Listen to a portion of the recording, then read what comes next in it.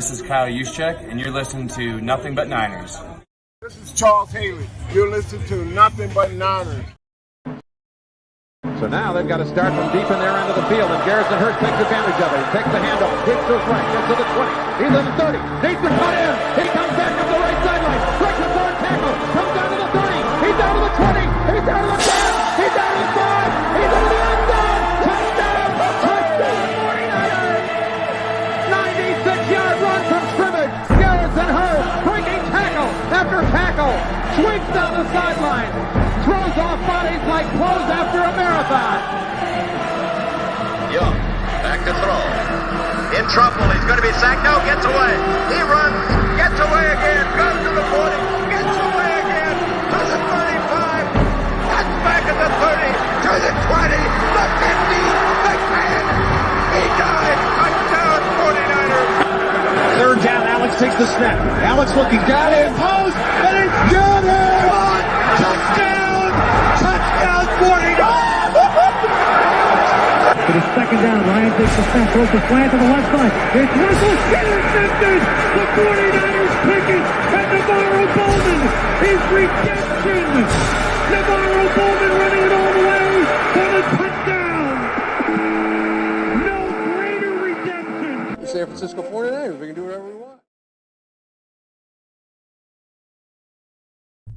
Click, click, boom! What's going on, faithfuls? It's your boys Mike and Tony, and we are here to bring you guys another fun-filled episode, man. This one is episode 2175 of the Nothing But Niners podcast. This one is The Future is Bright. Tony and I will be talking about the future of this team, the direction of it, the offseason that we're expecting this team to have, and all that good stuff. But before we get into any of that fun stuff, we have to go through the formalities really quick, all right? Guys, if it's your first time here on the YouTube page and you enjoy the show, please hit the like button. After you do that, subscribe, and then turn on your notifications so you know exactly when we're going live. We have a couple of social media platforms we'd like you to give us a follow on, Snapchat, Instagram, and Twitter. All three have the same exact handle. That is Nothing But Nine, number 9, Nothing But 9, ERS. And then give us a follow on Twitch as well as Facebook. Those handles are Nothing But Niners. Head on over to Patreon. I know some people are like, Mike, you guys haven't done a show in a while. Not so fast, Grasshopper. Head on over to Patreon, and you guys will see that there has been some live shows over there. Patreon.com/NB9ERS. We're having a lot of fun over there, so make sure you guys head out, check it all out. If you have questions, comments, concerns, suggestions for the show, anything like that, shoot us an email, guys. NB9ERS@nothingbutniners.com. All right. I'm your guy, Mike Andrews, 83. To my right, he is our residential GM. He is Tony, also known as NJ Niner Fan 499. Tony, what's going on with you, big dog? How you feeling over there, man? I got you. No, sorry. Okay. I just got a text message. I was looking at my phone, looking at you at the same time, but I'm sorry. I'm doing good. I love 49er football, but this is like my favorite time of the year, the off season. I wish we were in the Super Bowl. Don't get me wrong, but I love this time of the year when they start replenishing the staff, replenishing the roster, making all the big, key, crucial moves. And we're gonna start talking about it tonight. Yes, we are. We're going to break all that stuff down. Now, it looks like, am I seeing that as someone's birthday in the chat? Yeah, birthday. Who is it? Where'd it go? Happy birthday, Christy. That's from Christy. Terrence. Now, Christy Marie, is this who we're talking about? Happy birthday, Christy. Christy Marie, happy birthday. Let's give Christy a round of applause. A happy birthday from us here at Nothing But Not.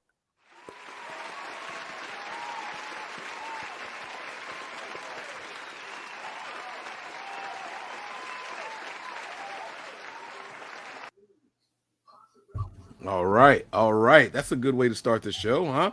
How is that, man? Starting with some birthday love. That's what I'm talking about. Now, Tony, man, we always start the shows with the latest news and rumors surrounding the 49ers.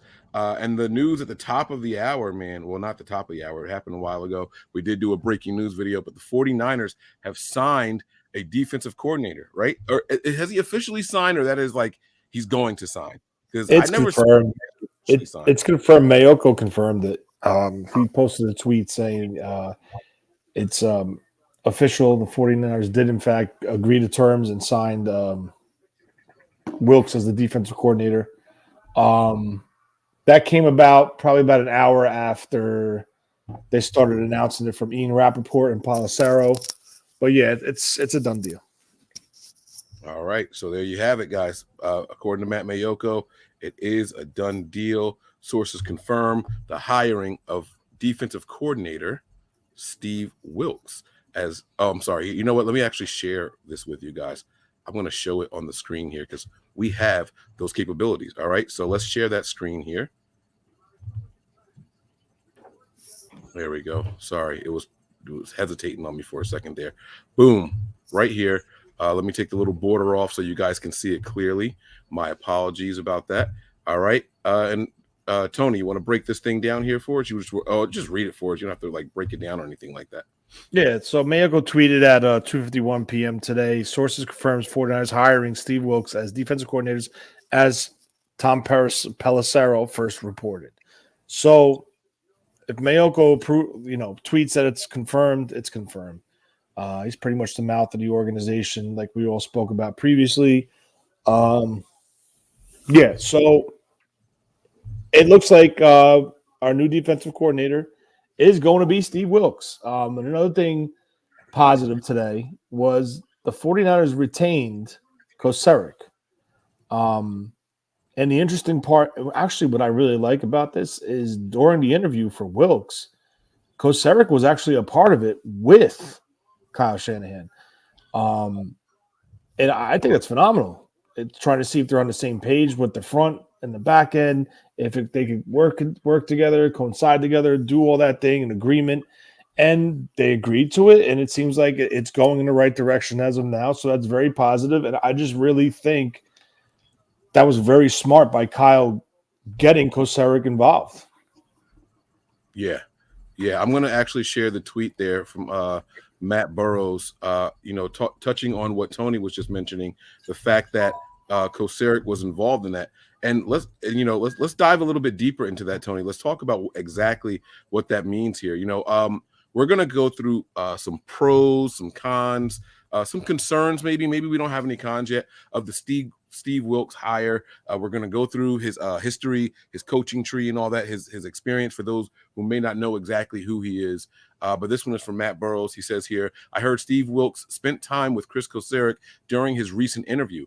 49ers love Kocurek and the Y9, so making sure all the personalities were compatible was a top priority. There was some people that were talking earlier, Tony, saying that that's why maybe the Niners didn't go as hard after Fangio as people wanted them to. What would Fangio, what would his apprehension be about maybe Chris Kocurek staying or the Y9? Seems to be the emphasis here. What do you think the differences would have been there? Well, I mean, right. Just quickly, if you ask who's the better defensive coordinator, you have to say Vic Fangio. Hands down, Vic Fangio is the better defensive coordinator, and there's no question about it. But what you're trying to do is to keep it familiar, and keeping it the same, the foundation and the basics of the defense. Of course, every coordinator is going to come in and put their little tweaks to it and have their own philosophy. But the basics of the defense is a 4-3 principle, one gap and technique up front, where Fangio's is a 2 gap. So that right there doesn't fit into Kocurek's way. So I think that was the issue, because they probably brought, like they did Wilkes, they probably brought Kocurek in with Fangio to see if they can coincide and work together in the scheme. And that's probably, in my opinion, the difference. Has nothing to do with 4 linebackers, has nothing to do with that crap. What it has to do is 2 gapping versus 1 gapping. Now, when you say 2 gapping, it's bench pressing and playing both gaps. It's not penetrating. It's not like a quick snap, fire off the ball. You're assigned to the B gap, linebackers assigned to the A gap. You know your job is blow up the B gap, and the linebackers blowing up the A gap. So that's where the difference was between, or that's where the issue was with Kyle Shanahan and with Fangio, I think.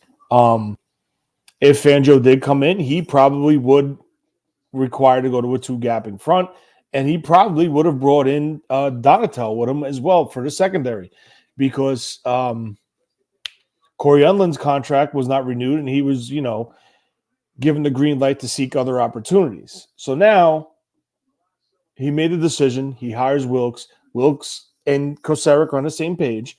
And now the issue is, okay, let's talk about this. What is Wilkes' specialty? Wilkes' specialty is the secondary, the back end of the defense. Kosaric is the defensive line. So let's talk about this. You address your weakness, you keep your strength, and the middle will work by itself, the linebackers. Now, I'm not concerned. I think the linebackers are fine with Johnny Holland there. I have no issues with it. Johnny Holland's coming back. Chris Kosaric's coming back. You added Wilkes as the defensive coordinator and to work with the secondary. But I really want to see this team add a defensive back coach, because I think I kind of want Wilkes to oversee the whole defense and not just focus on game planning, calls, and secondary. I want him to be the one to oversee it all, and as well as to work with someone. Now we could talk about who could it potentially be. Bullocks is on the roster who could be potentially elevated to the defensive back coach, and they bring in a lower end entry-level coach to work with Bullocks. That's one option. Second option, they can go outside and try to bring in somebody. Wilkes' principles is very zone heavy scheme. Showed on tape that he uses the cover 3, which now if we're using the cover 3, you could bring in somebody like a Chris Richard, who formerly was with Seattle, that was the defensive back coach with the Saints, but got let go. He could be plugged in as a potential candidate for the defensive back coach and potentially passing game coordinator. So when you ask me who is Steve Wilkes, and we're going to go over this in depth tonight, Steve Wilkes is a leader of men. He is a guy that demands respect and gets respect from his position group and his defense, and most importantly, the locker room. There's clips going around on social media showing him in the locker room how when he's in there, all eyes are on him. They're paying attention for him. They're respecting him. Guys in Carolina did not want him to leave Carolina. They thought he was getting a head coaching job. So do I like the hire? Yes. From the point of a leader. He's a leader of men. I want to see the X and O's transition to this defense. Now, granted, he has a ton of experience as a defensive coordinator at the early lower college level, all the way up to Power 5 schools. I think he was a defensive coordinator. He worked under Ron Rivera as a defensive back coach. Carolina, he was a defensive back coach, defensive passing game coordinator, defensive coordinator. So he has all the titles, has all the experience, something very good to feel good about. I just want to see a transition to the X and O side, because if you're talking about an X and O guy and to come up with a scheme to stop a team, you have to tip your cap towards Vic Fangio. But the leader of men, I think Wilkes is the guy. Yeah, we're definitely going to break all of that down here, man. A lot of people were thinking that Wilkes was making a lateral move, so to speak, from the interim head coach, but from previously being the defensive coordinator for Carolina. We're going to dispel all of those rumors here. We're going to go straight to his Wikipedia page. We're going to do that in a little bit. We're also going to have a guest on a little bit later, a Panthers fan with some opinions on what Wilkes did well, what he didn't do well. And then we're actually going to watch a video later on with Wilkes just interacting with some of his players with his time over there in Carolina. Okay. But before we do, I want to talk about some more concerns with this defense. All right.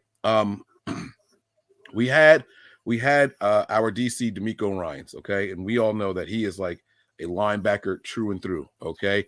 Came into the league, was damn near rookie of the year at the linebacker position, defensive player of the year type. He was just that good over there on that defense. A lot of people remember him from playing with J.J. Watt and all. And, he comes over, He works his way up through the rankings. He goes from another linebacker coach with the Niners, along with Johnny Holland, and then he works his way all the way up to defensive coordinator. But the linebackers definitely took a step forward while DeMeco Ryans was here. Now you have a guy like Chris Kosaric who keeps the defensive line strong to the point where people really felt like the Niners could just pick up anybody and plug him in there, right?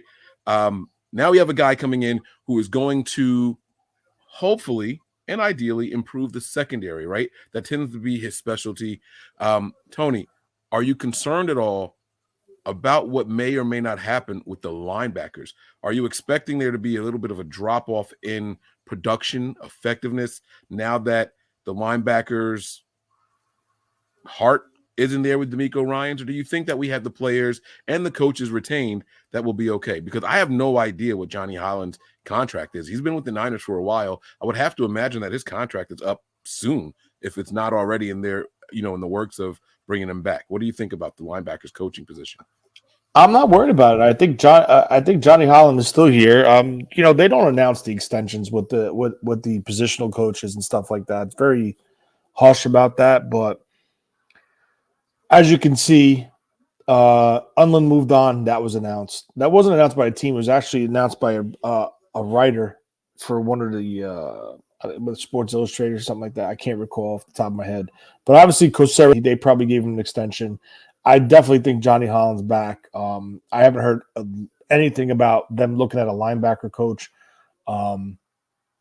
So I think I think they're going to be fine. And I think actually potentially, and I say this potentially, I think the linebackers could take it up another notch this year, because Wilkes, when he was a coordinator, he's a very aggressive defensive coordinator. He likes blitzing from the second level or safeties like Hufanga.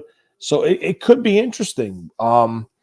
Maybe they raise their production sack totals. We don't know. It's all here. It's all like, what you read on him right now. But I do know he's a very heavy zone guy. He's very aggressive, and he also does mix up man coverage. So it's going to be very interesting. If you were truly asking, if you listen to Kyle in the final presser, I like this defense. I like how it's made. I like the scheme. I like this. I like our coaches. This is pretty much the guy that you want to go to be the new defensive coordinator, because it fits. There's no change. Right? There's no change. It's a single gap defense up front. It's aggression at the second and third level. It's heavy zone with man coverage principles.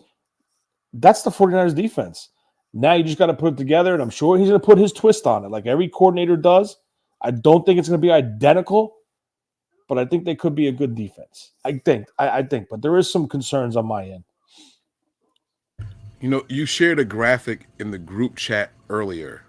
I'm going to pop it up here. Just some comparisons between Ryans and then I'm going to say the Panthers defense. I'm not necessarily going to say that this is Wilkes, but for the purposes of this exercise, it has Wilkes' name on it.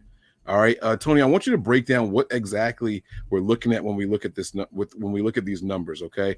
I thought this was something interesting and worth discussing on the show. So let's talk about this here. Let's remove this banner, and let's see where we're at right here. Okay, let's put this up here, and Tony, you tell me what you think. All right, what exactly are we looking at with these numbers? It says man-to-man rate, Wilkes 26th, Ryans 30th, blitz rate, Wilkes 6th, Ryans 18, one high rate. That means single high rate, I'm assuming. Single high and two and cover two. Right. So 53% for Wilkes, 41% for Ryans, and then two high safeties, 39% and 56% for Ryans. Why are these numbers significant? What the heck do they mean? We're just looking at numbers. We're turning into data. What does this mean? Well, it's giving you the percentages that they play. They're comparing the percentages from Wilkes to Ryans in the man-to-man rate, the blitz rate, and the single high and cover two systems. I actually thought the 49ers did pretty well with cover two last year when they sprinkled it into their concepts. And It seems like Wilkes is more of a single high cover 3 guy. As you could see, the aggression with the blitz rate. Wilkes is 6th. Ryans is 18th. I just don't know what defense this was. I don't know if this is with Carolina. I don't know if this was with in Chicago. Was it under Ron Rivera? He was a coordinator somewhere. I don't know off the top of my head. But Wilkes was a coordinator with the Panthers in 2017. He was their defense coordinator there in 2017. And I believe we're going to go through it in a little bit, but I believe that was the only time he was a defense coordinator in the NFL. That's right. That was the year, because it wasn't what Ron Rivera the coach. That was the year they went to the Super Bowl, right? Oh, now don't get me lying about that. That I don't know. It was either 15 or 17. It was one of those 2 years. I don't remember what year. He was the coordinator of the Super Bowl team, I think.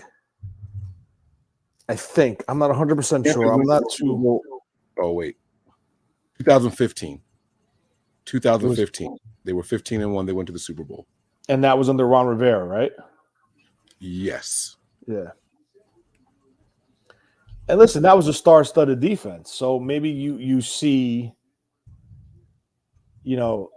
he's coming to a star-studded defense here, and maybe you see him pick up where he left off in that year. But, these are just numbers of comparing the two in their styles, where they ranked in their respective styles. But we're going to get into potential we did the pros, and now we're going to do some cons soon. So during the Super Bowl run, all right, the Panthers had Ron Rivera as their head coach, and Wilkes, believe it or not, was the assistant head coach. All right, I'm trying to see if they have his name next to anything else. Offensive coordinator was Mike Shula. Defensive coordinator was Sean McDermott, actually, and linebackers coach was Al Holcomb. You guys are gonna hear Al Holcomb's name a lot, and I actually expect him to find his way onto this 49ers staff, believe it or not. He seems to really follow Wilkes throughout. I think he even joined him while he was in Arizona. So he seems to follow either Ron Rivera or Wilkes. These guys, those three, that trio are tied together a lot. But they had him listed as the assistant head coach / secondary coach for that team, Steve Wilkes. So you can take it for what it's worth. You wanna run through his wiki page really quick? Yeah, you have it? Yep, I got it pulled up here. We'll do a quick screen share, and let's break this thing down here, okay? Steve Wilkes' career, and this isn't just going to be here. Let's see. Let's zoom in on this right here. So as a coach, all right, you see defensive coordinator for Johnson C. Smith, then defensive coordinator for Savannah State for 2 seasons, elevated to head coach in '99. Then he went to Illinois, was a DB's coach, Appalachian State DB's coach, defensive coordinator for East Tennessee State, and then Bowling Green back to DB's coach. This, you guys are going to notice a trend. Again, this is his specialty. This guy brings secondaries together. All right. Notre Dame, 2004, DB's coach. Washington, it doesn't say which Washington, but I'm assuming that this is the Washington football team. I'm assuming that's what that is. Secondaries coach. And then the Bears. Chicago Bears DB's coach for 3 seasons, 2006 to 2008 seasons. Chargers DB's coach, 2009, 2011. And the Panthers from 2012 to 2014. It says their DB's coach. 2015 and 16 seasons, he was the assistant head coach and DB's coach. And then in 2017, he was promoted to defensive coordinator and assistant head coach. Then he finally gets a head coaching job. He was one and done in Carolina. Then he went back to being a defensive coordinator in 2019. In Arizona. Sorry, I said Carolina. 2018, he was a head coach for the Cardinals. One and done there. Then he goes to Cleveland in 2019 as a defensive coordinator. Then down back to college as a coordinator in 2021, and then 2022, last year, defensive passing game coordinator and secondary coach. And then after that was the first 5 weeks. After they moved on from Matt Rule, he became an interim head coach. And then now he is listed as the 49ers 2023 defensive coordinator. All right. His NFL head coaching record is 9-19. All right. Now, true or false, Tony? We see defensive coordinator here for one season with Cleveland, and then we saw defensive coordinator and assistant head coach for the Panthers. His only 2 seasons as an actual defensive coordinator. True or false? We thought he had more experience as a defensive coordinator in the NFL. I thought he did as a coordinator. And that's like part of the concerns. That's part of the con of this. The experience. And I don't know productivity with Cleveland. I don't know off the top of my head. And then he went from Cleveland to, then he sat out a year and then went to Missouri and then came back into the league. So that's the part I'm kind of like a little bit leery about. And like, you want a defensive back coach, by all means. Steve Wilkes is more than qualified, right? I think we could agree on that. And I think that's why Kyle was so imperative to keep Kocurek around as far as controlling the front and letting him work on the back end of the defense. But that's fine. In 2019, they allowed the 20th most points in the NFL. So about middle of the pack, a little lower than the middle, right? 20th. And then for the 2017 Panthers, their defense was 11th. All right. They were 11-5 that year. They were 11th with points allowed in the NFL there. So, his 2 years as defensive coordinators, middle of the pack, almost top 10 the 1 year with the Panthers. I do think that the Panthers probably maybe had a better roster on the defensive side of the ball there. And that's another thing that we have to keep in mind also. Look at the team that they're inheriting. Look at the keystone, the cornerstones of these defenses that they have there. The Niners are a player or two away from being in a rebuild on the defensive side of the ball. If we're going to be completely honest here, that defensive line is losing a lot of people. We're losing one of our top 3 linebackers. We're losing our number 1 safety. And, well, my opinion, our top safety. Oh God, I was gonna say Nico Suave. That's his IG handle. What's Jimmy Ward? We're losing Jimmy Ward. What are you expecting here? Well, if he's a specialist in a defensive back, I expect improvement on the back end of the defense. And like I'm kind of glad Callie Young's comment up 936. You're my guy, Callie, but I just want to say something right now. And we spoke about this when we hired D'Amico to become the defensive coordinator. Yes, D'Amico did not have experience as a DC, but D'Amico Ryans as a player was an on-the-field DC. He was a coach on the field. As a rookie out of Alabama, drafted in the 2nd round, he wore the green dot. He was responsible for all the calls and the adjustments on the defense, on that defensive side of the ball with the Houston Texans. And you saw his career progress, and he became a highly sought-after linebacker, got traded to Philly. His career just kept going, ascending. And he was a very, very, very good defensive coordinator, football player. And with the experience that he learned as a player and having the control on the field, it transitioned to a defensive coordinator spot. So that's why. And Sal is the opposite. Sal never played, but Sal was a student of the game. So with D'Amico, yes, Wilkes has more experience than D'Amico coming in as a coach.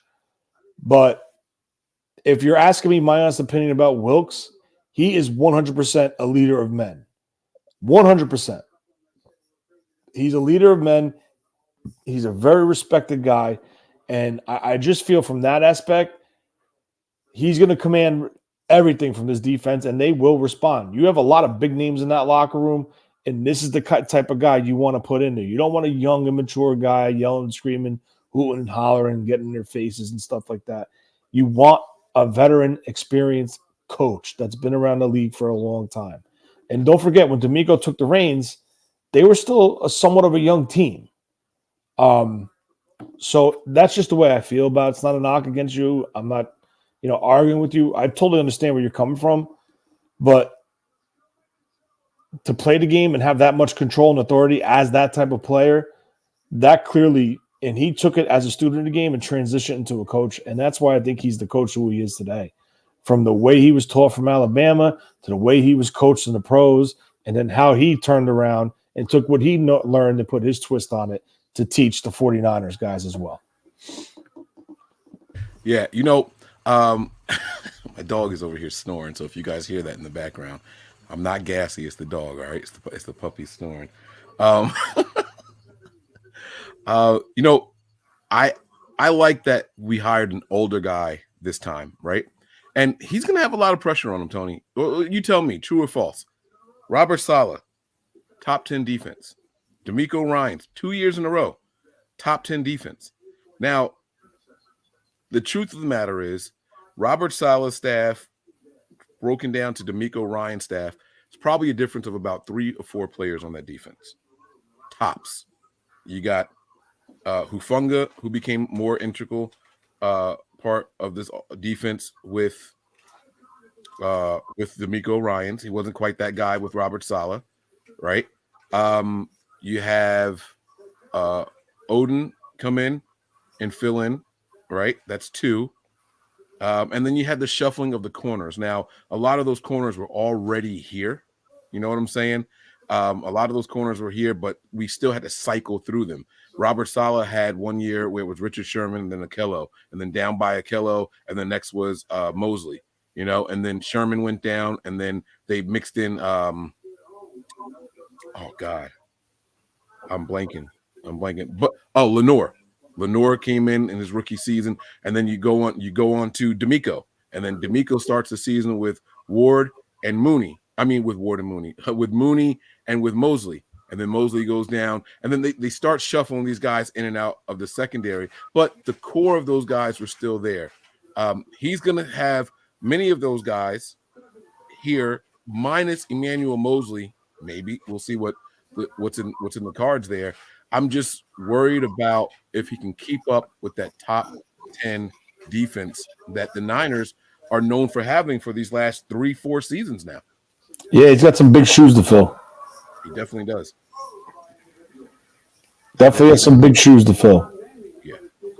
Now, do the 49ers call back Josh Norman? I'm joking. Oh, boy. I'm joking. But that's something I think we should talk about eventually in this show before we finish up tonight is some of the free agents that potentially could come to San Francisco because of Wilkes. All right. I mean, yeah, we will definitely touch on that as well. There's no problem with us touching on that. And we can – what time do you want to call our Panthers fan? You guys know who it's going to be. It's going to be my cousin. You want to call him? Do you want to watch the video first? Or you want to watch the video with him on here, actually? Nah, just call do because it'll be too much. If he wants to say something while the video is playing, it's up to you. Whatever you want to do. All right. So let me send him the link. All right. There we go. Boom. And all right. So when I see him pop up there, we'll definitely bring him in here. Okay. Now, you said some players that he might attract in free agency. Was there anyone in mind that you had? There's 2 guys that caught my eye when I just looked at the list while I was driving today. Matt Idonis and Corey Littleton. Littleton was with the Rams. He was one of those taller, lighter weight, linear type linebackers, run and chase linebackers. And Matt Ioannidis is a defensive tackle. I think he was like 6'4", 300, 6'4", 295. He kind of, and when I say this, he kind of reminds me of like a Justin Smith type player. Big stocky guy, plays through the whistle, strong. Clearly not as good as Justin Smith by all means, but he reminds me of like that blue collar, bring your lunch pail type guy. Going to fight you down in, down out. He can play the run, offers little as a pass rusher. I actually think he got a sack versus the Niners, if I remember correctly off the top of my head. Those are two lower end, maybe mid-tier free agents that could be possibly brought in. We talked about losing Azir possibly to the Texans. Well, just like Azir's leaving the 49ers and following D'Amico to the Texans, those two guys could potentially come to San Francisco following Wilks. So those are just two guys.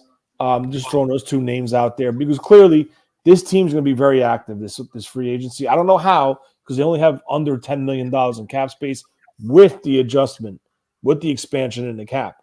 So, I mean, clearly they're going to make their room. They're going to rework McCaffrey's deal and all that stuff. But with that being said, they're going to have to plug in some guys on that defensive line. Only currently, I think, 4 under contract right now. Armstead, Bosa, Drake Jackson, and who was the last guy? Oh, man, I forgot his name. Bosa, Armstead, Jackson, and is Omenihu? I'm not Omenihu. Is Ebukam?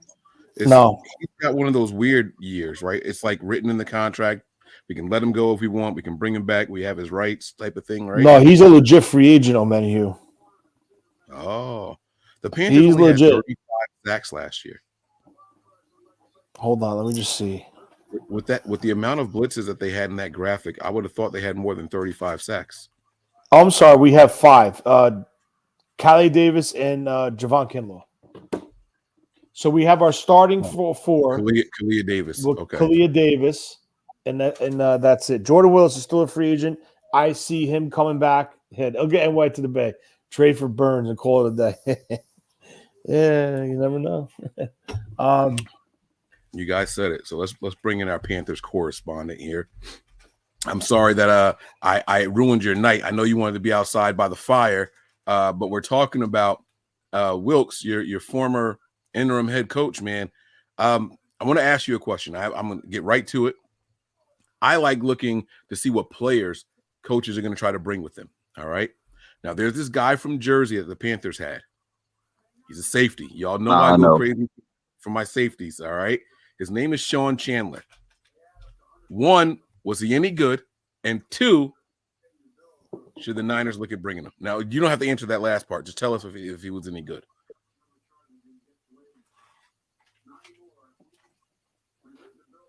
That was your cue to start speaking there, Duck.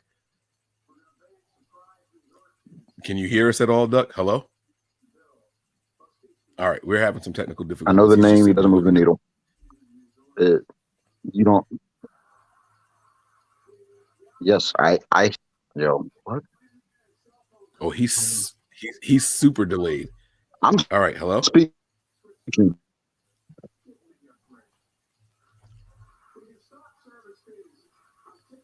I'm speaking. Can you hear me? Phone. Hold up. Let me switch to Wi-Fi. Oh, okay. There we go. So once he connects that Wi-Fi, we'll get the kinks worked out. He was using standard signal over there. All right. See, all that radioactivity is interfering with the signal, the cell signal there. All right, let's try this again. Can you hear us now? All right, there we go. Can y'all hear me? Yes. All right. We got you now. Okay. Sean Chandler, Jersey's own. Come on now. Tell me he's good, bro. I know the name. He's a depth guy. He doesn't move the needle. Doesn't move the needle. I mean, I'm all right. So I'm looking at your list of free agents, right? TJ Carey is older than me. Not interested. He's not really older than me, but just saying, not interested. Justin Burris. What about him? He's a safety. He's a safety. He came over from the Browns. He's been with us the last 2 seasons. He primarily started in 2021, and then we signed Xavier. We signed another safety, and he took over the starting spot. Burris got backed up. He became the backup. When he came back, he re-upped. I didn't know it was a 1-year deal. I thought it was a 2-year deal, but whatever. He's okay. He's okay as a spot starter. Okay. So all right. And now there's 2 more safeties that you guys have that are restricted free agents. Just want to get your thoughts on them really quick. Miles Hartsfield and Sam Franklin. Sam Franklin has they've both flashed. They've both flashed some potential. But it's nothing like neither of them are going to be like standout long-term starters for you. I know some Panthers fans are hoping we bring back Franklin. I'm not in that number, but the depth couldn't hurt. Okay. All right. So your thoughts on Wilkes as a Panthers fan, man. You guys had him there for a while. He's been back with the team more than once. You guys have new ownership, right? So yeah. So Tepper bought the team. I don't remember what year it was. 18, maybe 2018, something like that. Right. So Wilkes. So what I'm going to say, same thing I told you earlier when we talked about it, Mike. Wilkes has 2 years as D coordinator experience in the league. 1 year with us in 2017 and 1 year with the Browns in 2019. And then he's got another year at DC with Missouri. And other than that, he's primarily been a secondary coach. Secondary pass game coordinator was his title with us this last year before he got bumped up to interim. Great dude. Love him. Love the person.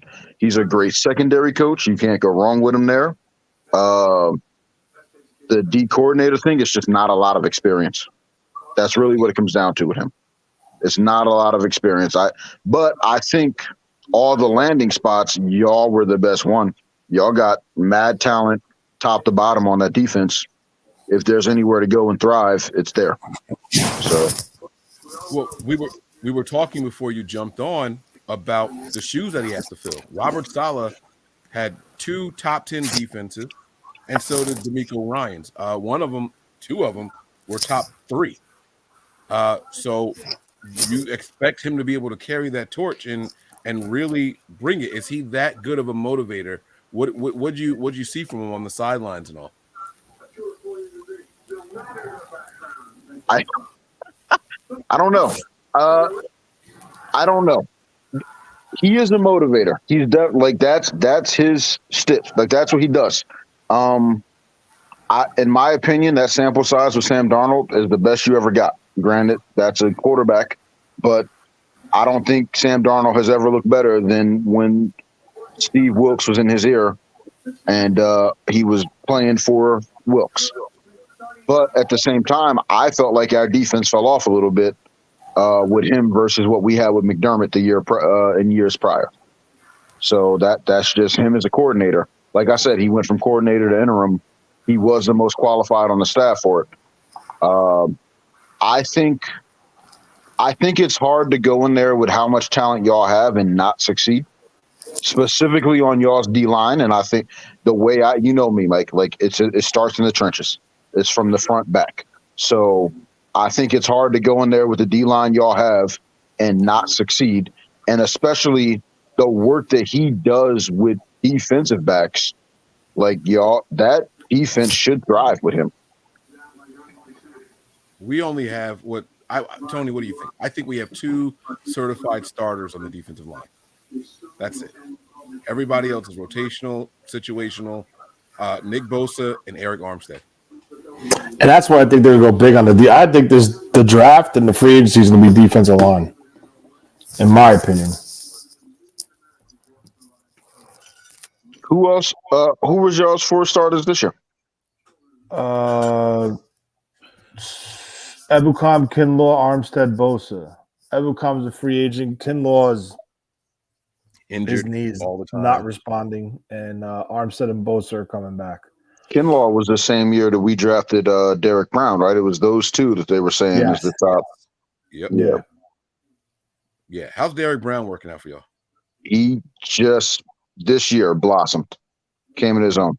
Before that point, I literally was thinking y'all got the better D tackle. Before this year, I thought that y'all got the better D tackle between the two of them. And this is that right there just made your appearance worth it, because Niner fans will tell you Kinlaw is a bust. Let him go. They've been saying it since we drafted him. Bad knees. Why you get a guy with bad knees? He doesn't do anything. He doesn't do anything at all. And what I always try to tell Niner fans is that we watch so closely that we don't see what's going on around the rest of the league. You know, we only see the superstars that were drafted around or near in that same position. And then we say, we didn't get that guy. That guy is better than this guy. So our guy is trash. That is like how they tend to do it all the time. And you're saying that you, up until recently, felt that we got the better guy. Absolutely. And that is – so this is the first I'm hearing about the knee issues, and you and I talk Niners and Panthers all the time. So I don't recall this. Maybe I'm mistaken. I don't recall that coming up, but I know what I have seen of him versus what I've seen of Derek Brown before this past season, and I definitely thought y'all got the better of that. Yeah. So yeah, he's had chronic knee issues and arthritis and all kinds of stupid stuff going on with his legs since he was drafted. So, and I also think the weight loss took his power away too.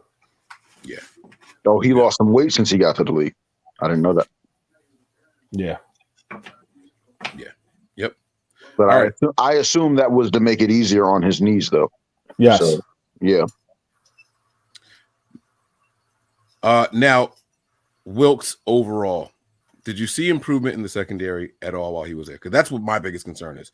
I understand he's a defensive coordinator, but the Niners had him meet with Chris Kosaric, which tells me, and Tony, you can correct me if I'm wrong, he's not going to have too much, not going to say influence on the D-line. When it's time for certain blitzes and all that, I think he's going to do some gap assignment, but I think he's going to let Chris Kosaric do his thing with the defensive line. I don't think he's going to come in here and just change things all up like that, okay? I want to know if you saw improvement in your secondary. Don't talk to me about free agents and things like that. Talk to me about guys that were already there and then how they looked after working with him for another season. Thank you. So the only two guys you can really talk about, again, talked about this earlier. Dante Jackson has been up and down. I thought he was better before he got injured. He was still inconsistent, but he was better. He had more consistency within his inconsistency, if that makes sense. And then J.C. Horn, in my opinion, he played like the best DB. He played like the best corner in football. Didn't allow a touchdown. I don't know all the stats. He didn't allow too many catches when he was targeted. Quarterbacks tend to shy away from him. I don't know how much of that is Wilkes versus the talent and just what he brings to the table, because his first year before Wilkes came back, he only played 3 games. I think he got injured in his 3rd game, and he was doing the same thing. Absolute shutdown stud right from day one.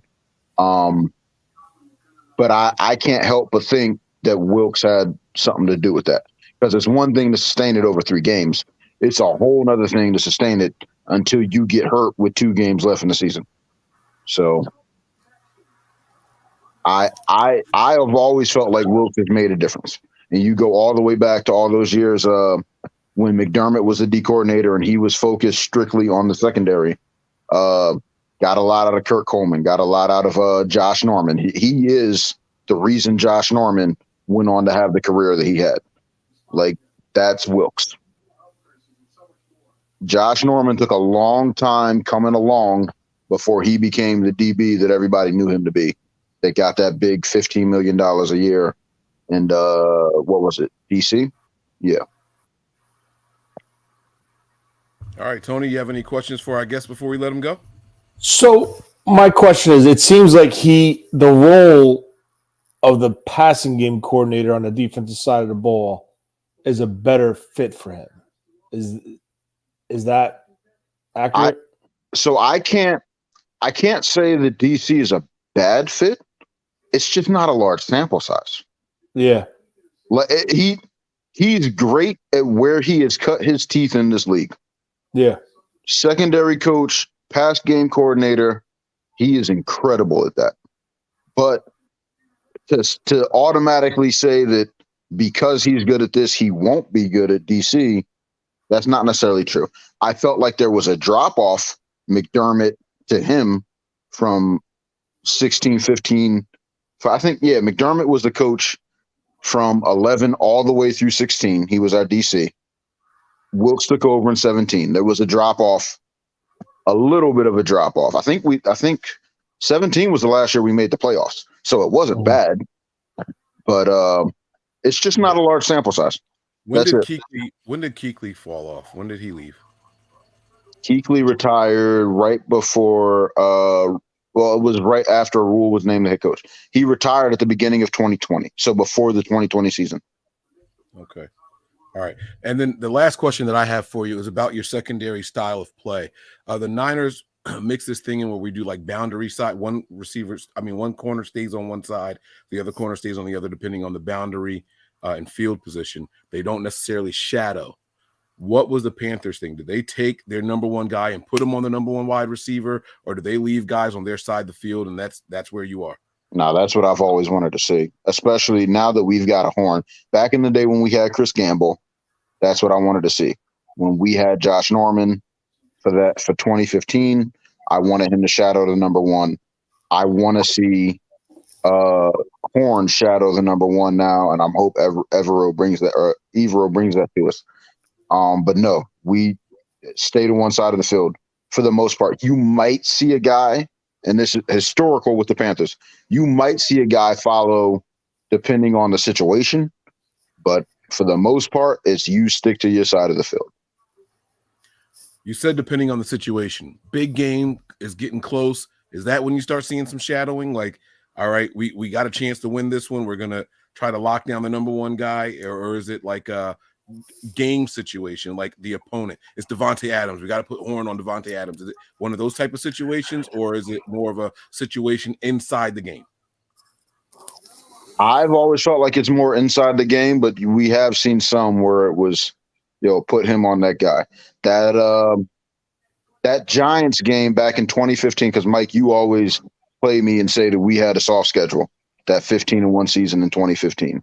But when it came to it, Norman was on Odell Beckham. You know what I'm saying? Like when it was game is on the line, we put Norman on Odell Beckham Jr. Okay. Like that's what the Panthers like. Big situation, games on the line, and that's the Wilkes influence directly right there. So yes. Okay. All right. I guess my biggest question is, once this was announced, the Tom Polisaros, the Schefters, the Ian Rappaport said this was a home run hire for the 49ers.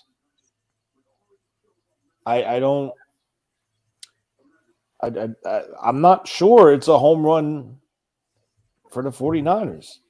It's a little nerve-wracking, to be honest, because of the experience end of it. But, I mean, listen, the talent is there.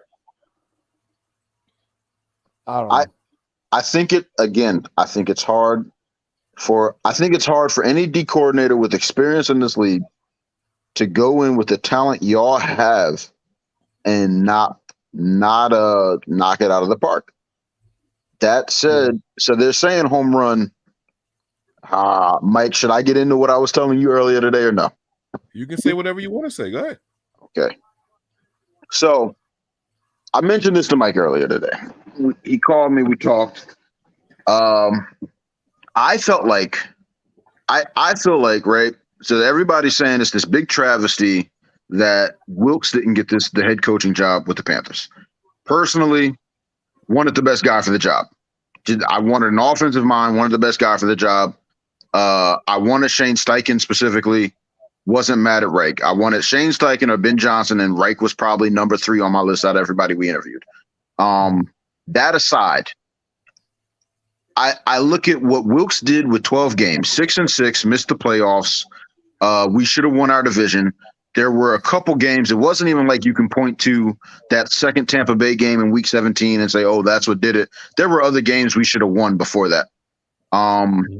You go back a year prior, the 2021 year, same number of games, interim head coach, Rich Bisaccia, I might be pronouncing it wrong, but with the Raiders, 12 games, he went 7-5, made the playoffs, much tougher division.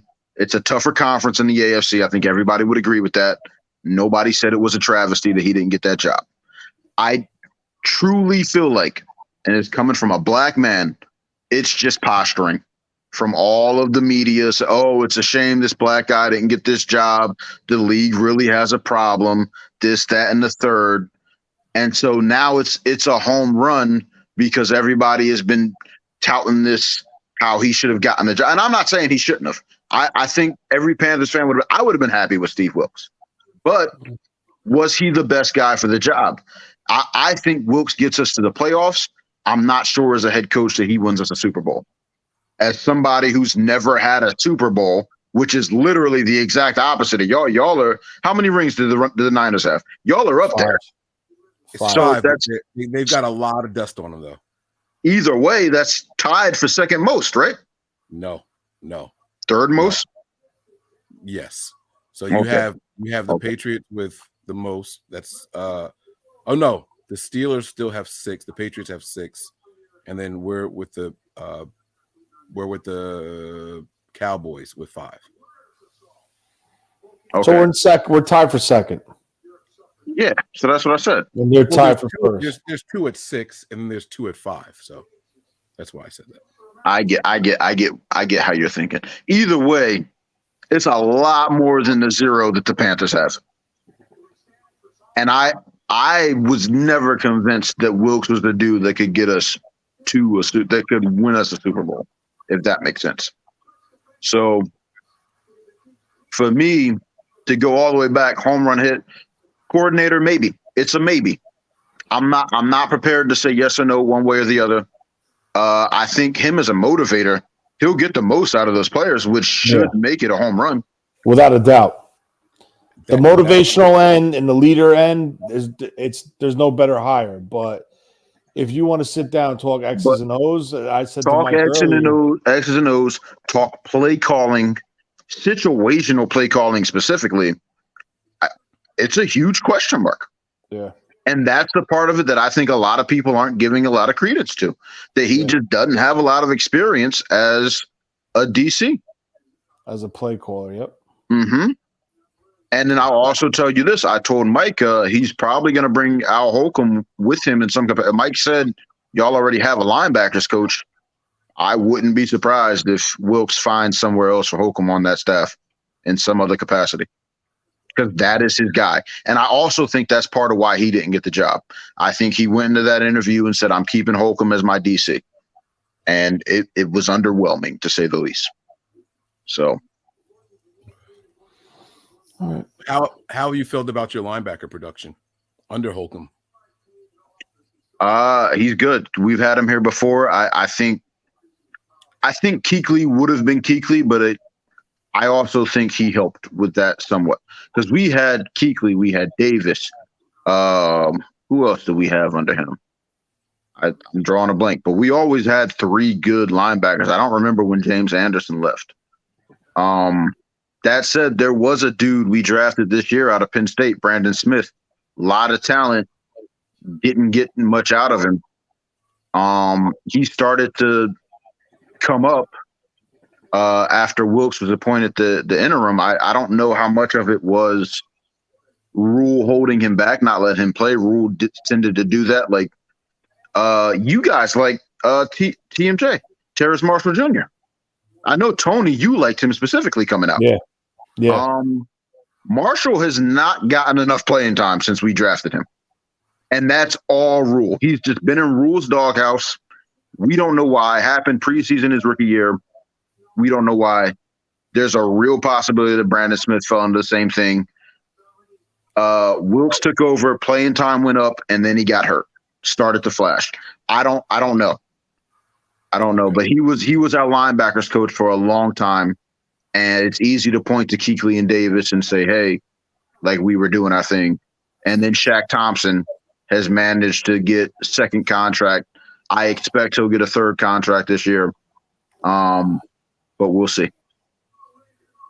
All right, and then my last question for you, and I'll give Tony the floor if he has anything else for you. Not about defense at all. The Niners are going to be looking for a veteran quarterback to bring in. Should they kick the tires on a guy like Sam Darnold? Yo, Shanahan and Sam Darnold there would be yes. Because so personally, you know I'm not a big fan of Sam, but I look at Sam. Panthers fans will tell you bearded Sam is a different Sam. But whatever Wilkes was saying to him, and I imagine whatever Shanahan can get out of him would be, yeah. For what Wilkes managed to get out of Sam, I imagine Shanahan would have him on another level. So it wouldn't be the worst idea. He wouldn't be coming in to compete with the starter or even at the top backup. I think he would take on this Josh Johnson role that we recently saw here in San Francisco. It's going to be Trey Lance, Brock Purdy, and then the third guy, who I'm wondering if it'll be a guy like a Sam Darnold. And the Niners might actually end up drafting another quarterback this offseason as well. So we'll talk about that later on. We don't. Tony, did you have anything else for Duck before we let him go? Yeah, just real quick, Doug. 2 players I just want to know your opinion on. Matt Ioannidis and Littleton. That's an interesting one, man. He's also from Jersey, by the way. He's from Marlton, New Jersey, so I like that one. Go ahead. Who? Ioannidis? Yep, he's from Jersey. So it's Ioannidis, isn't it? Is it Ioannidis or Ioannidis? So we've only had him for the last year. He came over from Washington. Ioannidis, I'm talking about. I like him. I actually hope we re-sign him, but I don't think it's the end of the world if we don't. But Derek Brown I want to say Derek Brown needs a running mate, but they're saying we might switch to a 3-4 and he would switch to end if we do that. But I like Ioannidis. He was injured to start the year. When he came back, he's a steady presence, getting pressure from the interior of the line. The other one was Littleton, inconsistent. I liked him back in his Rams days. When he first became a free agent with the Rams, I really wanted the Panthers to sign him.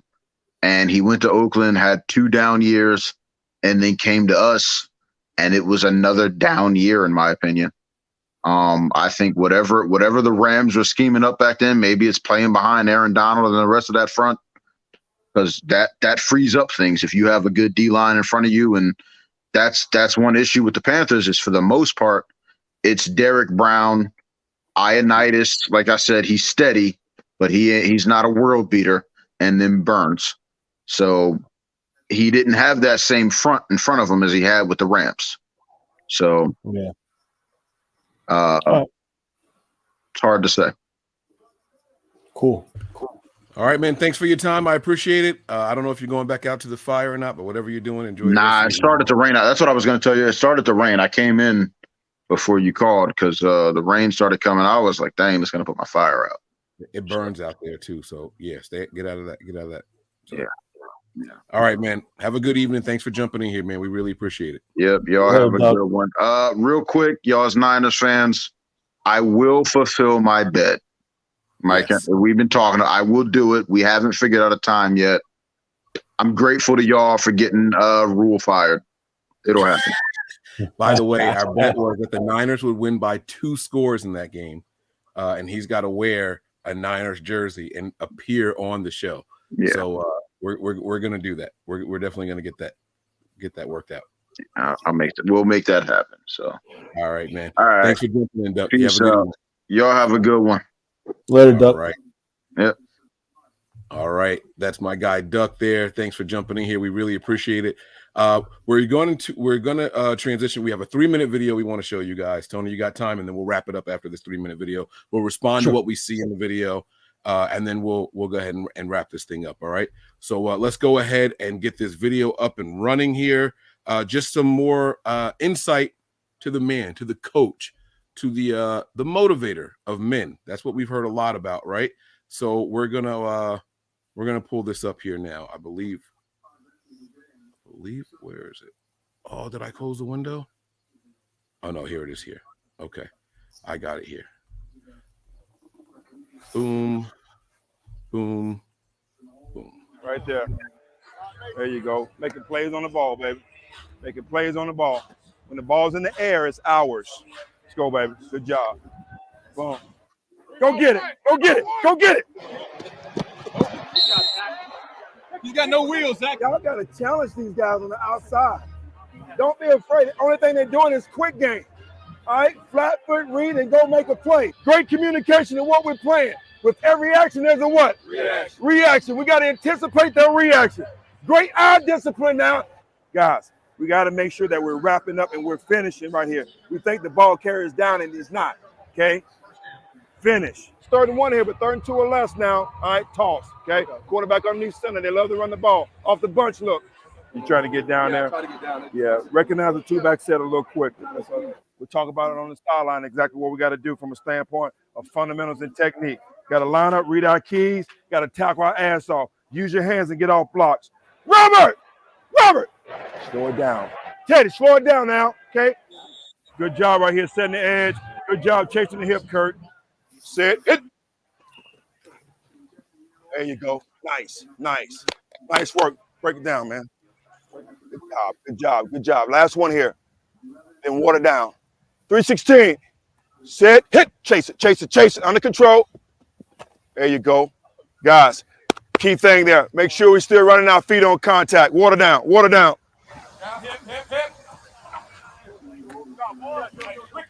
Hey, James,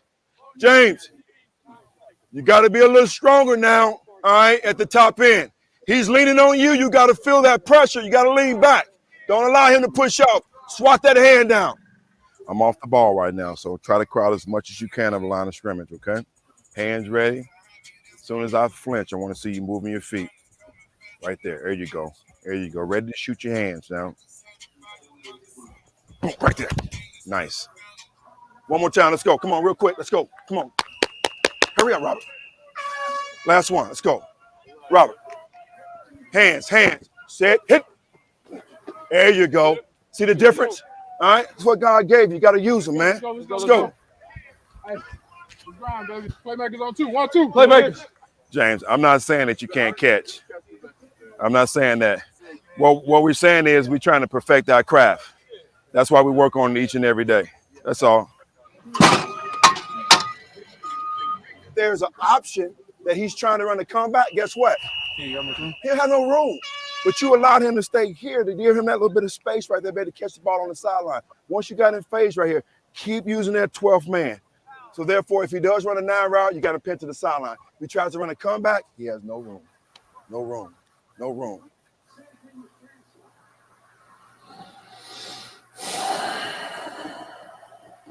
All right, Tony. Your thoughts on what we just saw, man, and we'll wrap this thing up. Clearly a great defensive back coach. Clearly a very respected guy to the players. They jump, they hustle. Clearly had a rift with Bradbury. Bradbury left Carolina, went to the Giants, had an okay season, got cut, went to Philly, playing well. Is that due to the defensive line being so good? Could it be scheme fit? I don't know. But listen, my concern is the X and O's and adjustments. That's what I want. I need to see from Wilkes. I mean, Wilkes is the guy. Listen, he's a great defensive back coach. And if they hire him as a passing coordinator for the secondary, I think that's a great hire. But he's the play caller on the defense. And with 2 years experience as a coordinator in the NFL with lower end rankings in his defense respectively, could have been a lack of talent. He's got a better team here. Yeah.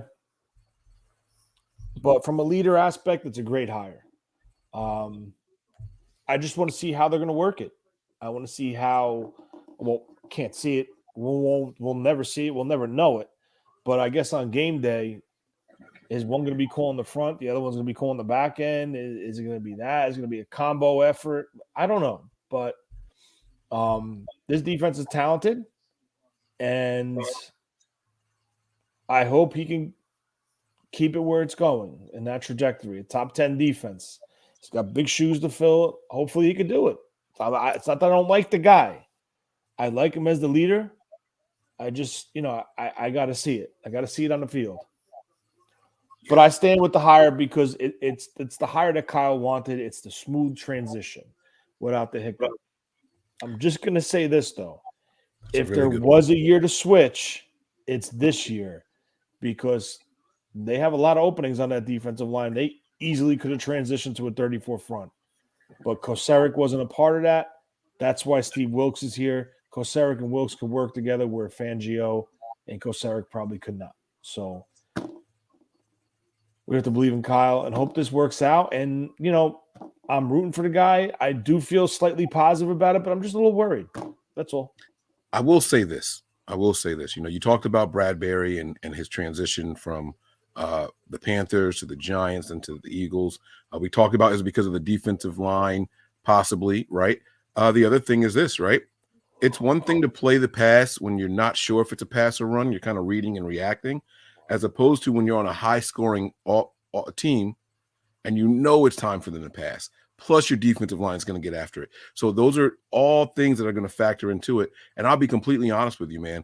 With what we saw down the stretch, when Kyle has his guy, when Kyle has a guy that he trusts under center, this team can put up 30-plus points a week.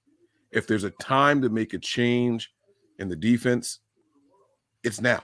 It's now when we know that this team is going to come out and they're going to average 28.9 points a game when the season's all said and done. When we know that's what's going to happen, regardless of which one of the two quarterbacks is going to be there under center to start the season, we know we're going to put up some serious points. And so that's going to make the secondary improve. It's going to make the defensive line improve, right? And so now it's a matter of just being sound. And you can see him coaching up the importance of hands, right? One thing that I really liked was when he lined up against the guy opposite of the guy, he says, "Hey, look at me. I'm off. So as soon as you see me move, your feet need to start moving." And then the next clip was him saying, "All right, I'm here. As soon as we go, get those hands working." Right? He talked about if you feel him leaning into you, don't let him generate the separation. Lean back on him. And that way you feel when he's about to make his break. Don't wait for the break to happen and you try to follow it. Feel when it's happening so you know exactly which way you're going. So he's going to get this secondary coached up for sure. I have no doubt about that. And I think like what Duck was saying, like what you've been saying, the key pieces are here on the defense.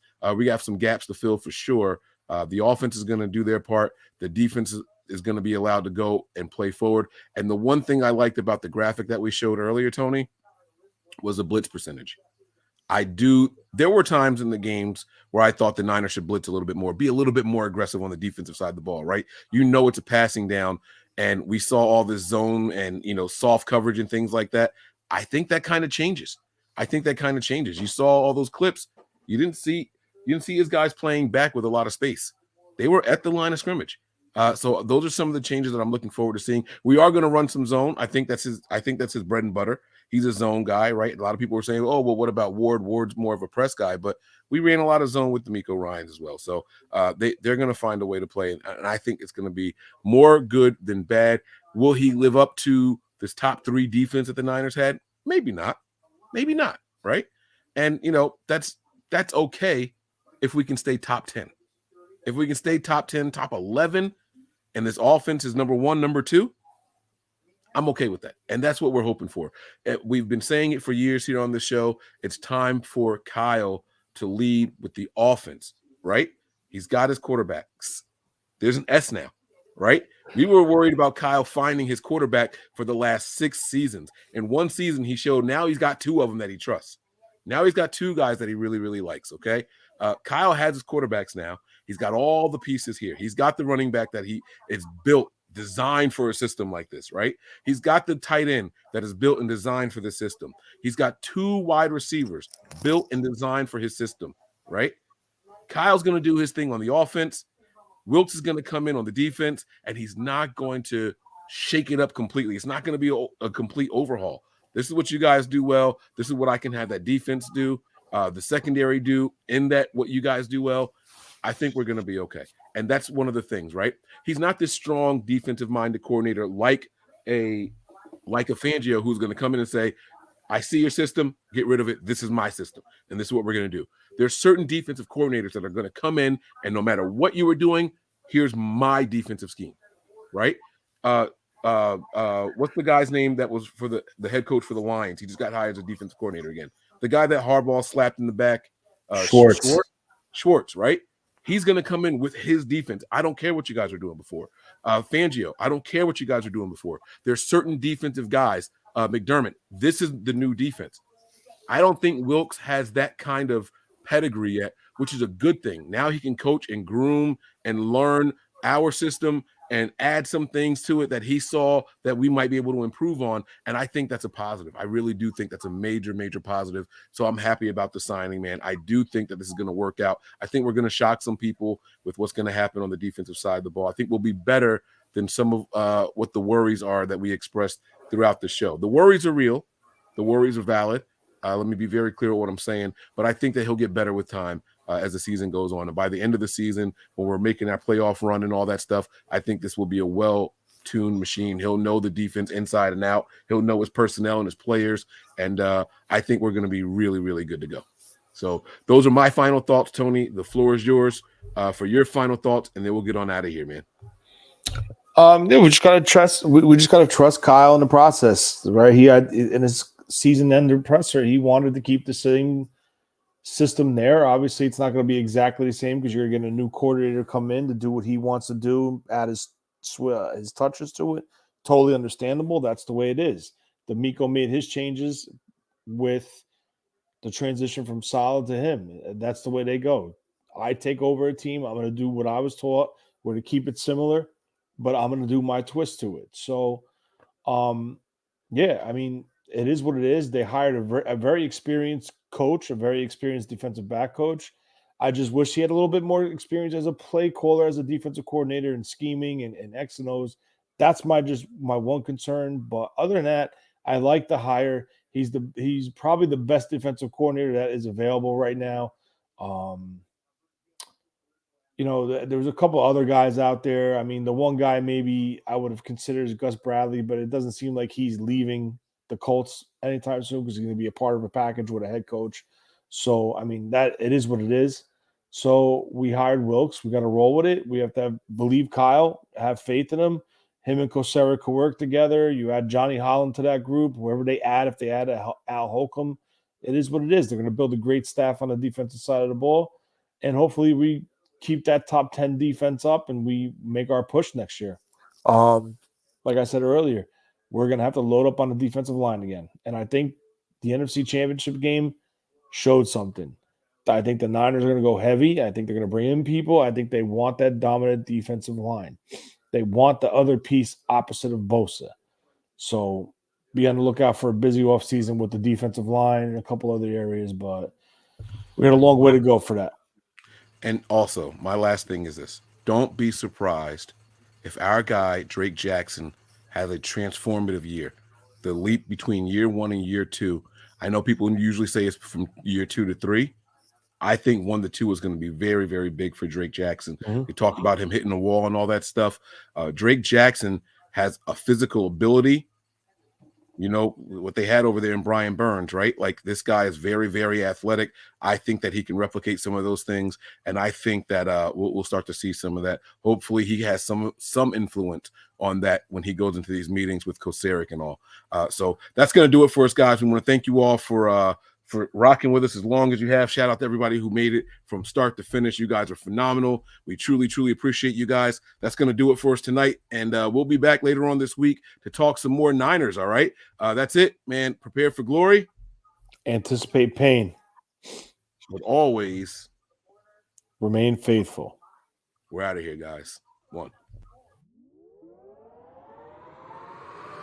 We all gas, no brakes, pumped up, no fakes. We spinning, we winning, we high stakes. We never miss, we all makes. Look at us dudes trying to prove, bringing you news with nothing to lose. Mike, Nick, Tony, Wayne, Method Man, we bring the pain. Hey. See, I'ma confess it. under the pressure. If you looking to find us, we them nothing but Niners.